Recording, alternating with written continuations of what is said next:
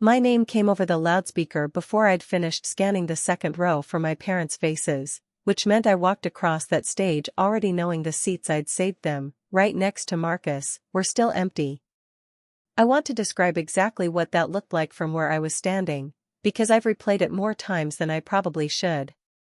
600 folding chairs of family members, a wall of phone flashes going off in waves as each name got called, and one small, specific gap in the third row on the aisle, 2 seats, side by side, conspicuously, ordinarily empty, the kind of empty that looks accidental to everyone except the person who reserved them. My hands were steady walking up the steps to the stage. I've spent 6 years training my hands to stay steady while strangers scream into my ear on the worst night of their lives, and apparently that training doesn't know the difference between a real emergency and your own heart quietly cracking in front of 600 strangers. The dean called my name, Doctor of Public Administration, summa cum laude, and for one full second, the loudest second of the whole afternoon, I let myself imagine I'd hear 2 specific voices somewhere in that crowd. I didn't. I shook the dean's hand. I found my mark for the photo, gold cord catching the stage lighting exactly the way I'd hoped it would when I'd practiced tying it alone in my kitchen the night before. I felt my phone buzz once against my leg through the fabric of my gown, and some instinct told me not to check it yet, not up there, not with the hood still draped over my shoulders and 600 people still clapping for names that weren't mine. I checked it walking off the stage. It was a text from my mother, sent 4 minutes earlier. So proud of you, sweetheart. Tyler's pitch just wrapped, we think it went really well. I want to tell you, before I go any further, that this isn't a story about a text message. It's about a number I said out loud exactly 1 week later, at a completely ordinary Sunday dinner, that neither of my parents saw coming, and honestly, neither did I, until the words were already out of my mouth. I stood in the wings for a moment after reading it, gown still rustling around me, watching the next name get called to a small eruption of cheering from somewhere in the crowd, someone's whole section on their feet, arms raised, the specific noise an entire family makes when they've been waiting all afternoon for exactly this 30 seconds. I remember thinking, very clearly, that I wasn't upset about the pitch meeting going well. I was genuinely glad for Tyler. What I couldn't quite place, standing there in a cap and gown I'd paid for entirely myself, was why gladness for him and this particular hollow feeling in my own chest seemed to require so much simultaneous effort to hold at once.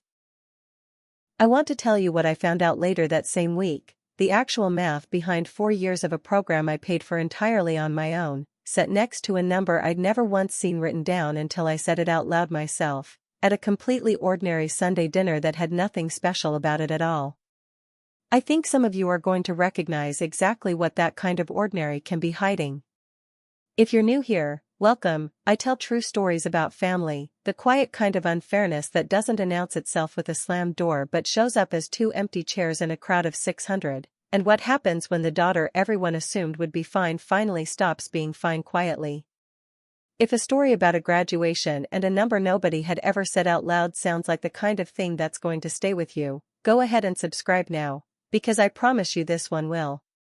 I want to say up front that my brother is not a villain in this story, and neither are my parents. That's actually the hardest part of telling it honestly. Everyone had a reason that made sense in the moment. It's only once you put all those reasons next to each other, and next to one specific number, that the whole picture stops making sense at all.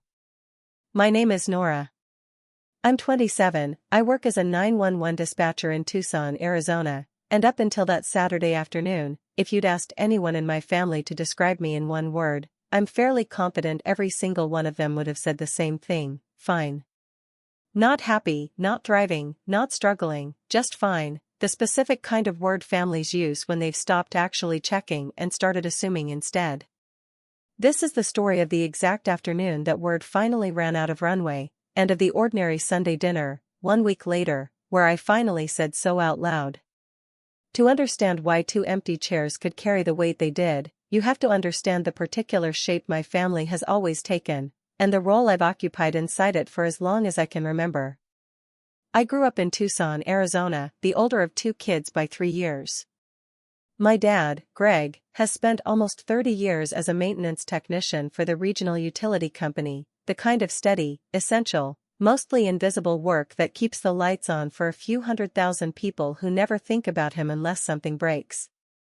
My mom, Phyllis, manages a retail store, the kind of job that eats holidays and weekends in ways people don't always appreciate from the outside. Neither of them went to college. Both of them, in their own ways, have always been fiercely, genuinely proud of the fact that their kids might. I was the kid who never needed managing.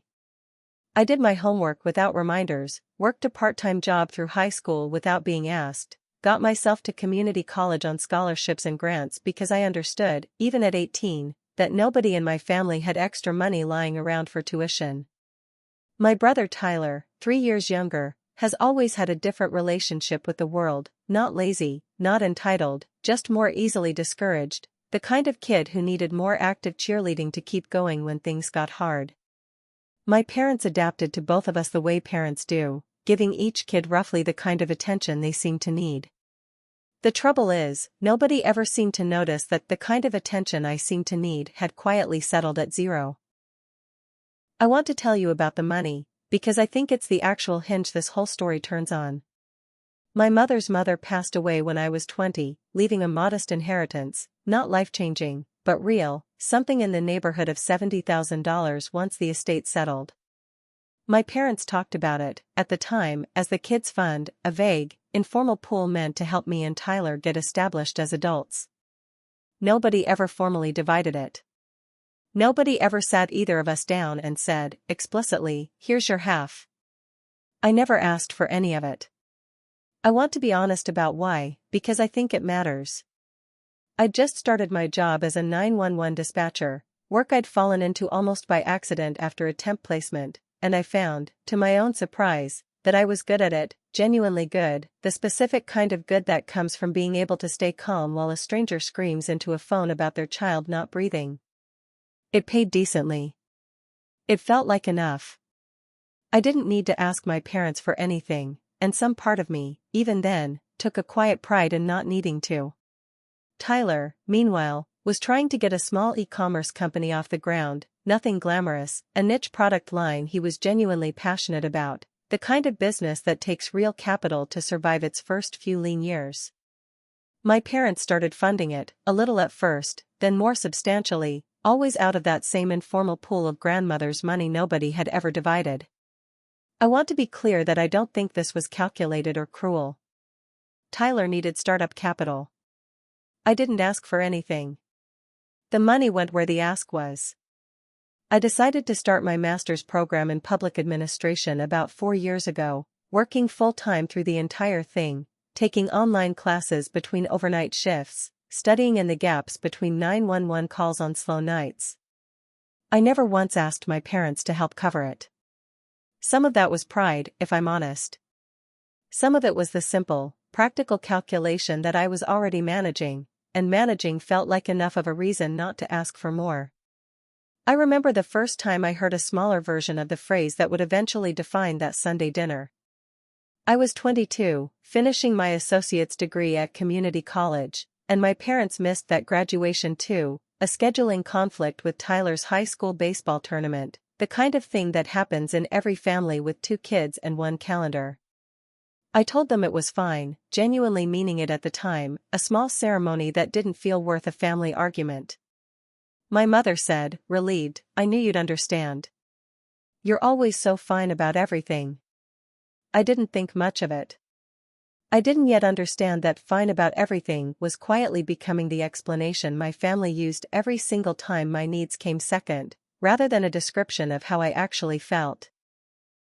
I met Marcus almost 3 years ago, a paramedic who works closely enough with dispatch that our jobs sometimes intersect on the worst nights of other people's lives. We met, fittingly, on a call, a multi-vehicle accident on the interstate where his unit and my dispatch coordination overlapped for the better part of an hour, and something about the way he stayed steady on the radio the entire time made an impression on me that outlasted the shift. One of the first real conversations we had about my family was me explaining, almost apologetically, why I'd never told my parents how much the master's program actually cost me, in money and in exhaustion, over 4 years of working nights and studying in stolen hours. Marcus listened for a long time and then asked, gently, whether I thought my family would treat my accomplishments differently if they actually understood what they'd cost me to achieve alone. I didn't have a good answer. I want to describe what those 4 years actually looked like, because I don't think working full-time while getting a master's fully captures it unless you've lived some version of it yourself. My typical week involved 4 12-hour overnight shifts at the dispatch center, then online coursework crammed into whatever hours were left, early mornings before sleep caught up with me, the slow stretches of a quiet shift when I could read a chapter between calls, entire Saturdays spent writing papers at my kitchen table while Marcus worked his own shifts across town. I missed birthdays. I missed casual weekend plans with friends who eventually stopped asking, not out of malice, just the ordinary erosion that happens when you say no enough times. I don't say any of this for sympathy. I say it because I think it matters for understanding just how invisible that kind of sustained, unglamorous effort can be to people who only see you at Sunday dinner, cheerful and put together, giving no outward sign of what the rest of the week actually cost. I think it's worth explaining a little about what dispatching actually involves, because I don't think people always understand the job beyond what they've seen in movies. You're the first voice a stranger hears on the worst day of their life, sometimes the only calm thing in an entirely chaotic situation, and your job is to extract clear information fast enough to get help moving while somebody on the other end of the line is often screaming, crying, or in shock. I've talked a mother through CPR on her own infant. I've kept a teenager on the phone during a break-in until police arrived, her voice a whisper I still sometimes hear in quiet moments. You don't get to fall apart during any of that.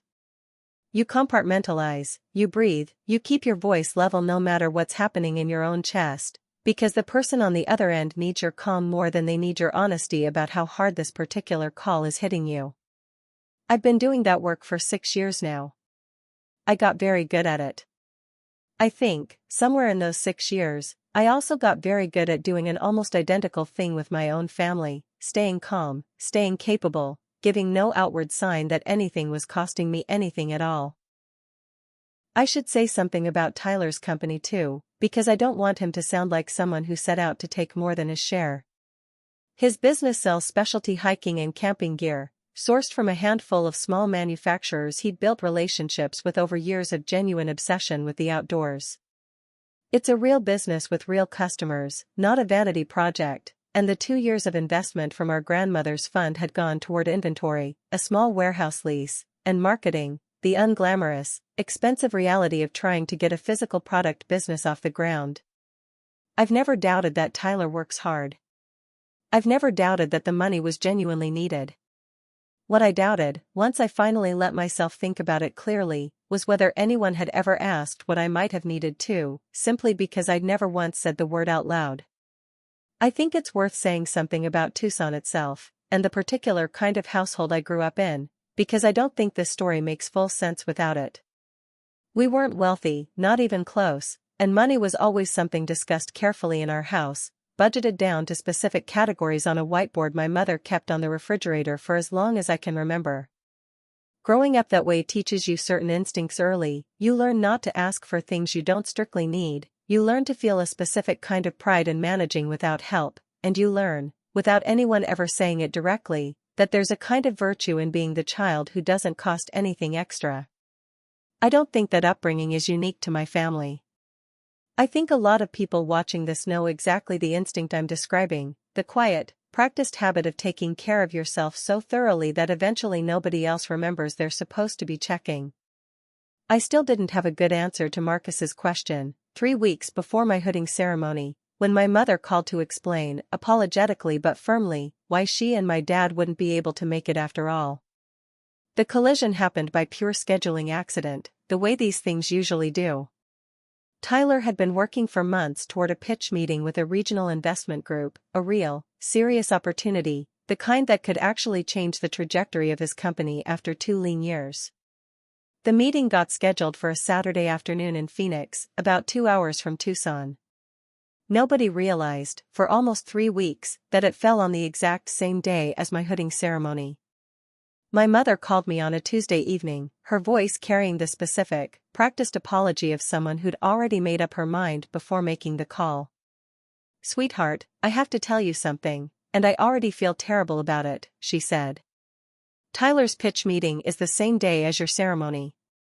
He's so anxious about this one, and your father, and I think he really needs us there for moral support. I know you'll understand, you always do." I want to describe what I felt in that moment, because I think it matters. It wasn't shock, exactly. Some part of me had been quietly bracing for a version of this moment for years without ever fully admitting it to myself. I told her it was fine. I meant it, mostly, in the way you mean things you've said so many times they've become almost automatic. I told her Marcus would be there, that I understood how much this pitch meant to Tyler, that they shouldn't feel bad. I hung up the phone and sat in my car outside the dispatch center for a long time before my shift, not crying exactly, just sitting with a feeling I didn't have a clean name for yet. I didn't call Tyler to talk about it, and I want to be honest about why. Some part of me knew, even then, that he probably hadn't asked our parents to choose between us, that the choice had likely been made for him, by parents who'd long since decided which of their kids needed active cheerleading and which one could be trusted to handle things alone. I didn't want to make him feel guilty for a decision he probably hadn't fully participated in making. I finished my final capstone paper that week between overnight shifts, the way I'd finished almost everything in that program, in stolen hours, propped up on coffee and the specific adrenaline that comes from typing while half your brain is still listening for the radio. I picked up my cap and gown from the campus bookstore on my one day off, standing in a line of other graduating students, most of them younger than me, several of them with a parent or two trailing along to help carry the garment bags. I carried mine alone, which didn't strike me as strange at the time. It's only looking back that the detail stands out at all. The night before the ceremony, alone in my apartment, I sat at my kitchen table with a YouTube tutorial open on my phone, trying to figure out how to properly attach the gold summa cum laude cord to my gown, because nobody in my family had ever gone through this particular ritual before, and there was nobody around to show me.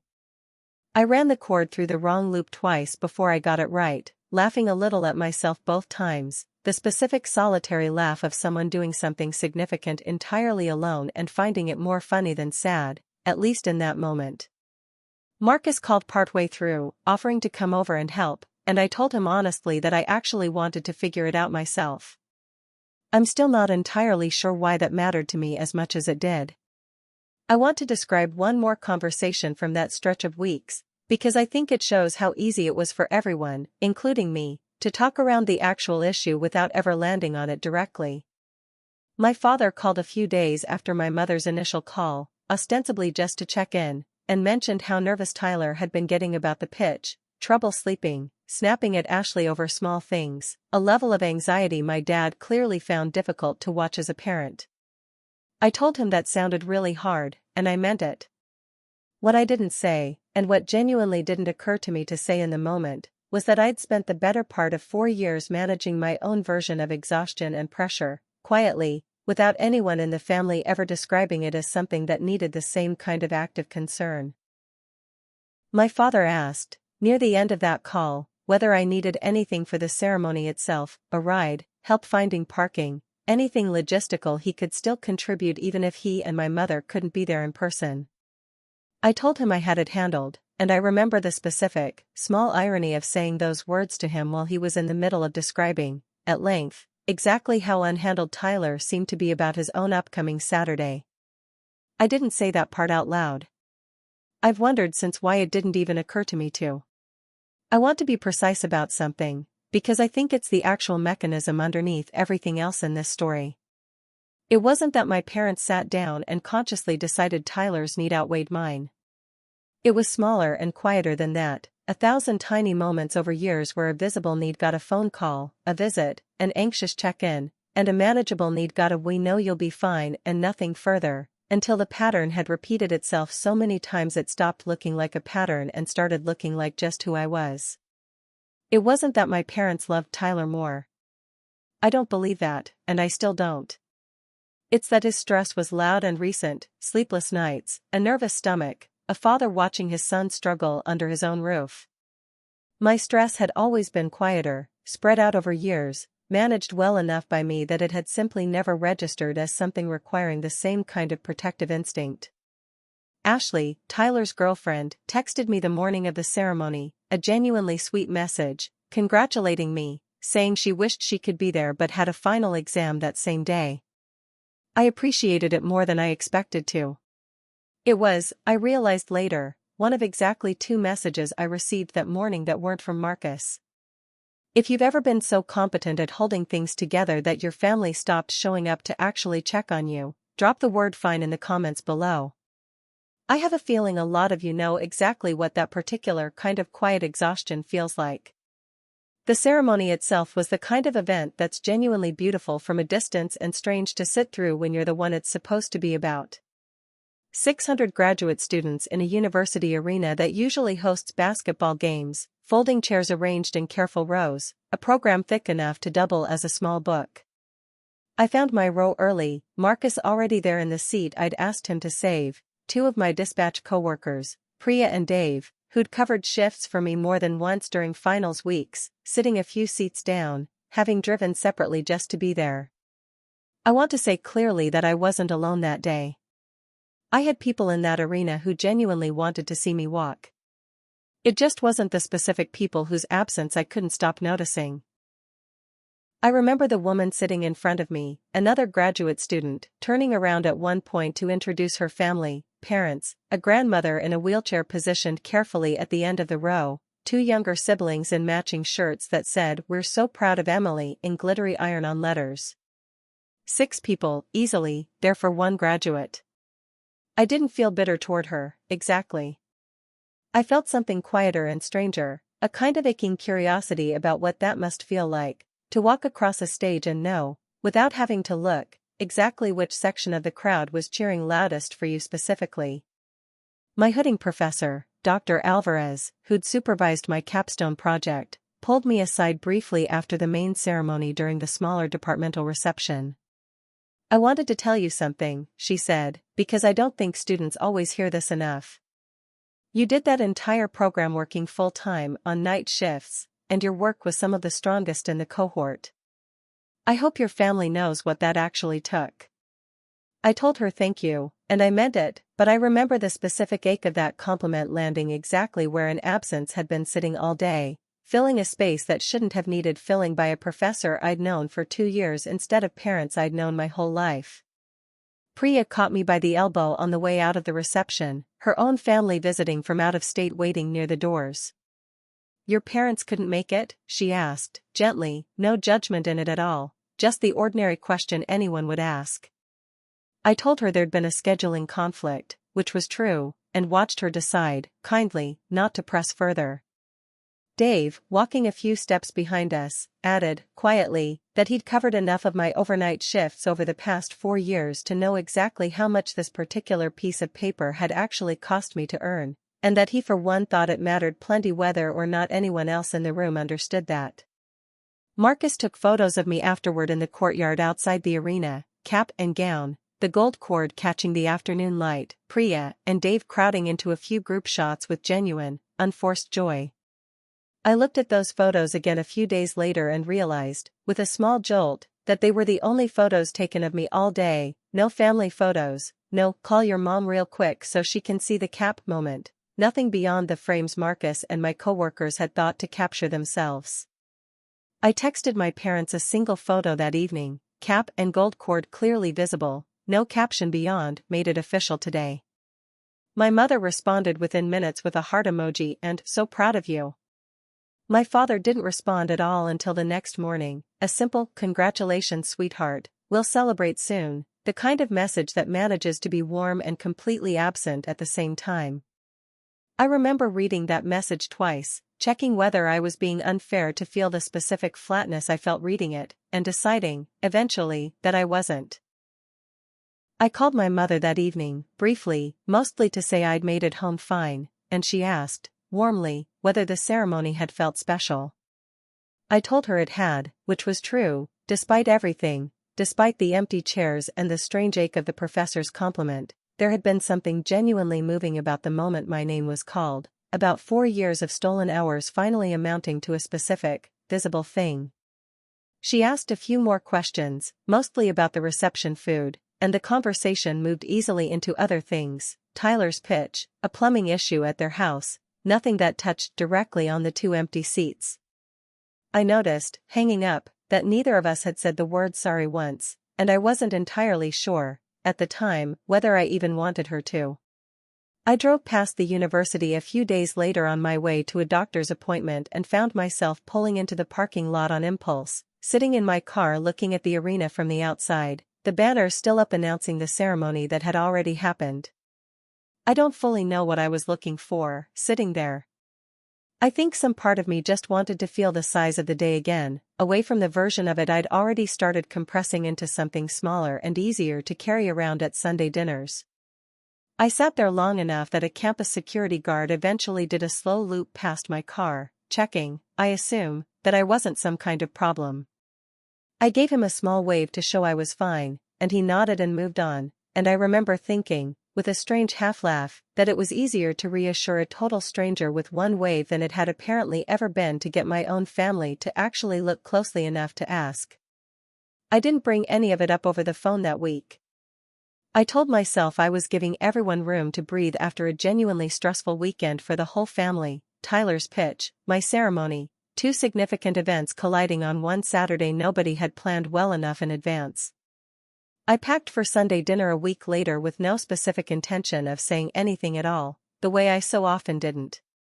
Sunday dinner at my parents' house is about as ordinary an occasion as our family has: no special dishes, no particular effort, just the standing weekly ritual of everyone showing up around 6 o'clock because that's simply what our family has always done.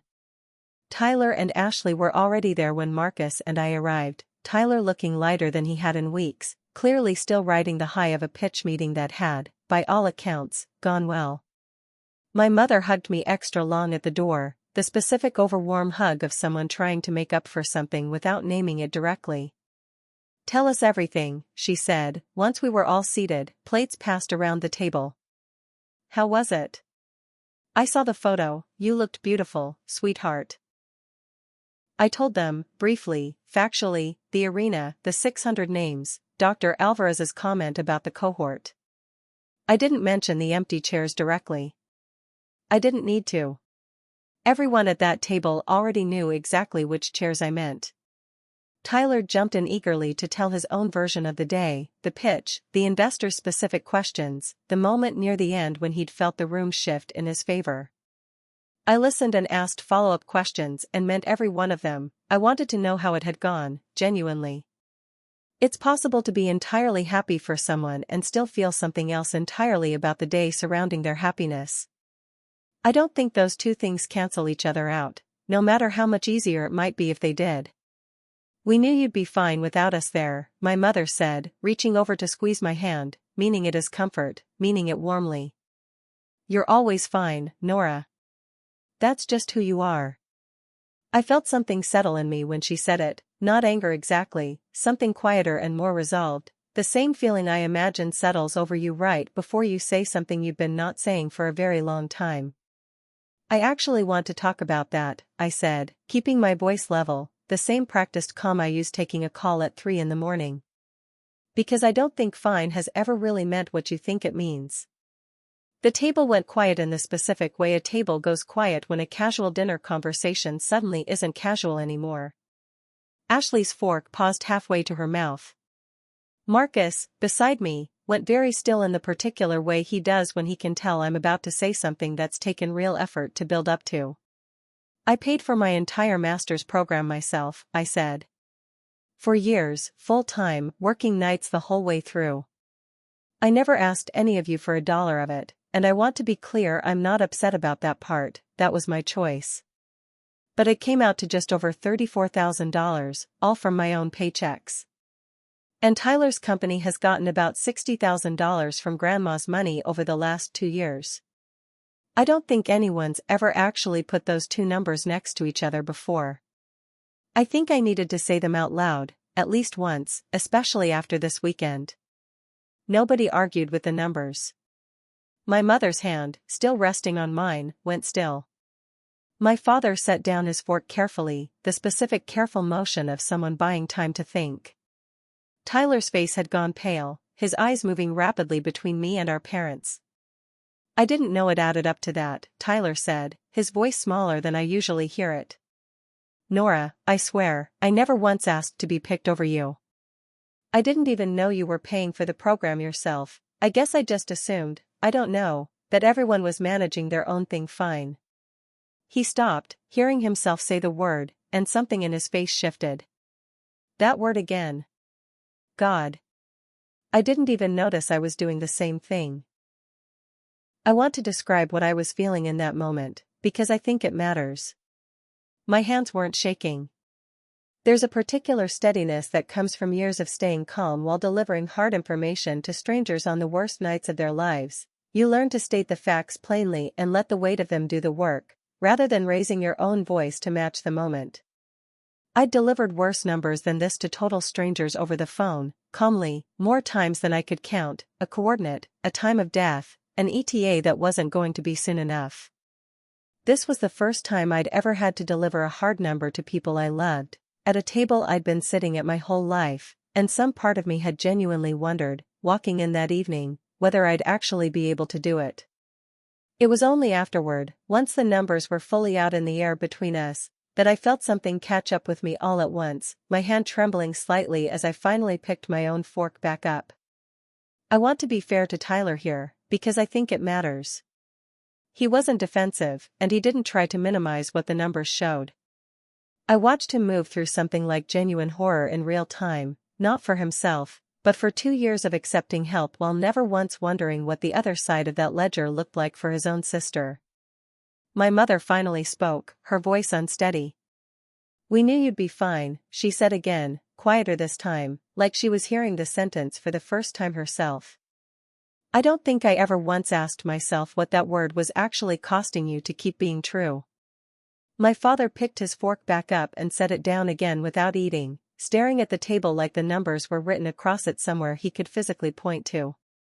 30 years keeping the lights on for this whole city," he said quietly, almost to himself, "and I never once checked whether my own daughter had somebody checking on her." My mother reached for his hand across the table, both of them sitting with a kind of stunned stillness I'd never seen from either of them before. Nobody in that room reacted with anger, and I think that matters for understanding what kind of family this actually is, underneath the mistake that had been made. Nobody argued with the numbers. Nobody suggested I was exaggerating the weekend's significance, or accused me of trying to ruin Tyler's good week. The silence that followed wasn't hostile. It was the specific, humbled quiet of a family recalculating, in real time, a story about one of its own members that had been told the same comfortable way for years without ever being checked against the facts. Ashley reached over at one point and squeezed Tyler's hand under the table, and I caught the small, private exchange between them, her giving him permission, somehow, to sit with the discomfort instead of rushing to fix it or explain it away. I appreciated that more than I could have said out loud in that moment. Sometimes the kindest thing anyone can do in a room like that is simply not rush to make it comfortable again too quickly. I sat there for a moment letting the quiet stretch, watching 4 people I loved absorb something that had apparently been sitting in plain sight for years without ever being counted. It occurred to me, somewhere in that silence, that I'd spent 4 years assuming the numbers would eventually speak for themselves, that if I just kept managing well enough, someone would eventually notice on their own. Sitting at that table, I understood, maybe for the first time fully, that some things simply don't announce themselves. Sometimes you have to be the one who says them. I didn't let the silence sit too long, because I meant what I'd said. I wasn't trying to take anything away from Tyler's company, and I didn't want this dinner to end with him feeling like his one good week had been ruined by my honesty. "I'm not asking for the money back," I said. "I don't want Tyler's company to lose its funding, and I'm genuinely happy the pitch went well. I just needed fine to stop being the reason nobody checks on me." That's really all tonight was about. My father, who'd stayed quiet through most of it, finally spoke, his voice rough. 30 years keeping the power on for this whole city," he said, "and I never once thought about whether my own daughter had lights on in her own life that nobody was checking. I'm sorry, Nora. I don't have a better excuse than that we just stopped looking, because you never gave us a reason to worry." Tyler reached across the table, an unusual gesture for him. "I want to actually know what's going on with you," he said. "Not just assume you're handling it. I don't think I've ever once asked you a real question about your program in 4 years, and that's on me too, not just mom and dad." Ashley spoke up then, quietly, in a way that surprised me a little given how new she still was to our family's particular dynamics. "For what it's worth," she said, "I noticed it too, from the outside. I didn't feel like it was my place to say anything, but I noticed." I appreciated her saying it more than I let on in the moment. There's a specific kind of validation that comes from someone outside a pattern confirming they'd seen it too, that it hadn't just been some private distortion in my own head. The rest of the evening settled slowly into something more careful and warm, not fully resolved, but honest in a way it hadn't been an hour earlier. Stay with me, because what happened after I said that number out loud is the real reason this story has stayed with me longer than almost anything else from that year. If you've ever watched a room full of people you love finally see something they'd been standing right next to for years without noticing, you already know it doesn't feel like winning. It feels like something much quieter and much harder to describe, and I want to tell you exactly what it looked like, because I don't think I'll ever forget it. My mother asked, hesitantly, whether I'd be willing to show her photos from the ceremony, the real ones, the ones Marcus had taken. I pulled them up on my phone, and she went through each one slowly, lingering on the shot of the gold cord catching the light, her eyes wet by the third photo. "You look so much like your grandmother in this one," she said quietly, and I understood, without her having to explain it further, that she was thinking about the fund, about the money that had started this whole conversation, about a woman who'd wanted to help both her grandchildren and had never gotten the chance to see how unevenly that help had actually landed. My father asked to see the photos too, taking my phone carefully in both hands like it was something breakable, scrolling slowly through each one. He lingered longest on a photo Marcus had taken of me alone in the courtyard, cap in hand, gown catching the late afternoon light. "I should have been standing right there taking this one myself," he said, mostly to himself, and handed the phone back without saying anything else for a while. It was Tyler who found me in the kitchen later, helping clear plates, pulling me aside with a seriousness I don't often see from him. "I want to come to the next thing," he said. "Whatever it is. Even if it's small. I don't want to be someone who only shows up when I'm the one who needs support." I told him I'd hold him to that, and I meant it as a genuine hope rather than a threat. He stood there for another moment, drying a plate with a dish towel, and added, quieter, "I think I've spent a lot of years assuming you were the strong one and I was the one who needed help, like those were just fixed facts about us. I don't think I ever once considered that being the strong one might actually cost something too." I told him I appreciated him saying that, and I meant it, but I also told him I didn't want either of us to swing too far in the other direction. I wasn't looking to trade places, to suddenly become the family's designated fragile one just to get attention I'd apparently been needing all along. I just wanted the assumption gone. I wanted fine to go back to meaning something, instead of functioning as a permission slip nobody ever had to renew. Marcus drove me home that night, and about halfway there he reached over and squeezed my hand without saying much for a while. "For what it's worth," he finally said, "I don't think tonight was really about the tuition, or even the empty seats. I think it was about you finally letting your family see what fine has actually been costing you this whole time." I told him he was probably right. I've thought about that car ride often since. My mother called 2 days later, her voice a little hesitant in a way that felt new. She asked whether there was anything coming up, work, anything at all, that she and my dad should actually plan around instead of assuming I had it handled. It was a small question. It meant more to me than she probably realized in the moment. I told her, honestly, that there wasn't anything major on the calendar right now, just an ordinary work anniversary dinner in a couple months that I hadn't planned on mentioning to anyone. She wrote it down. I heard her repeat the date back to herself before we hung up, like she was making sure it would actually stick this time. My father showed up, unannounced, at my apartment the following weekend, carrying a small frame he'd bought at the hardware store. "For the photo," he said, a little awkwardly, holding out the frame. "The one with the cord. I want it somewhere I'll actually see it." I hung it in my kitchen that same afternoon, and I catch myself looking at it most mornings now, in a way I don't think I would have before that Sunday. He stayed for coffee longer than he needed to, and at one point, apropos of nothing, told me about a night 20 years earlier when the power grid had nearly failed during a summer heat wave and he'd worked a 36-hour shift to keep it running. "Nobody thanked me for that either," he said, not bitterly, just thoughtfully. I think I understand something now about what that actually feels like, doing something hard and steady that nobody notices because it just keeps working. Tyler texted me a few weeks later, unprompted, asking real, specific questions about my job, what a bad night actually felt like, whether I'd ever wanted to quit, things he said he was embarrassed to realize he'd never once asked in the years I'd been doing this work. We ended up on the phone for almost an hour, longer than we'd talked about anything non-logistical in years. Near the end of the call, almost as an afterthought, he mentioned that he and Ashley had started talking to a financial advisor about formally structuring what remained of the grandmother's fund, splitting whatever hadn't already been spent, and setting up a clear paper trail going forward so nothing like this could ever happen again by accident. I told him he didn't have to do that on my account. "I know," he said. "I'm doing it because it should have already existed, whether you'd said anything at dinner or not." I saw my parents more regularly in the months that followed, not dramatically more, just steadily, a Tuesday phone call that hadn't existed before, my mother showing up unannounced one Saturday with coffee and no particular agenda beyond wanting to sit in my kitchen for an hour.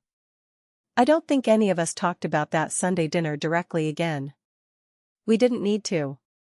It had done the specific, quiet work it needed to do, the way an honest conversation sometimes just recalibrates something without requiring a second conversation to reinforce it. I ran into Dr. Alvarez a few months later, entirely by accident, at a grocery store of all places, and told her, briefly, how the conversation with my family had eventually gone. She smiled in a way that told me she'd seen some version of this story before, in other students, over other years. "Competence is a strange kind of camouflage," she said. "It hides exactly the people who most need somebody to look a little closer."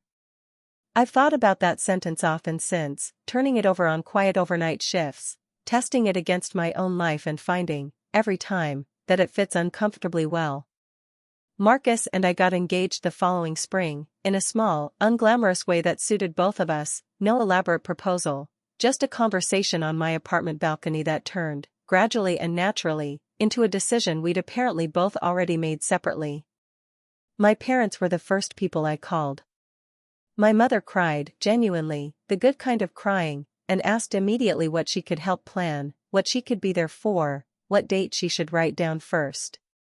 I didn't have to wonder, even once, whether she meant it. I think about that Sunday often now, on the slow overnight shifts when the radio finally goes quiet enough to think. Years of a word nobody had checked against reality, and it turned out all it ever needed was one honest dinner, and two numbers finally placed side by side, to become something my whole family could actually see. That's my story. A graduation, 2 empty chairs, a gold cord I had to learn to attach myself from a YouTube video, no scandal, no scheme, just a word that had been quietly doing the wrong job in my family for years. Fine was never a lie. It just stopped being an honest description of how I felt a long time before anyone noticed, because I was too good at making it look true. I don't think my parents loved Tyler more than me, and I hope that's come through clearly. They responded to whichever child seemed to need responding to in the moment, and I'd spent so many years making sure that child was never me that they eventually stopped checking. That's not cruelty. It's just a pattern that ran unexamined for far too long, the kind of thing that only ever gets fixed by somebody finally saying the quiet part out loud, calmly, with the actual numbers attached instead of just a feeling nobody could argue with or dismiss. I think about the dispatching job a lot when I think about that Sunday, honestly. 6 years of teaching myself to stay level while someone else's world falls apart, 6 years of being the calm, competent voice on the other end of the line, and somewhere in there, without ever deciding to, I'd started applying that exact same skill set to my own family, staying so composed about my own needs that composure itself became the whole story people told about me. I'm still good at my job. I still love it. But I've started noticing, in the months since, the moments when I reach for that same practiced calm about something that actually deserves a little more noise, and I try, now, to let a little more of the noise through.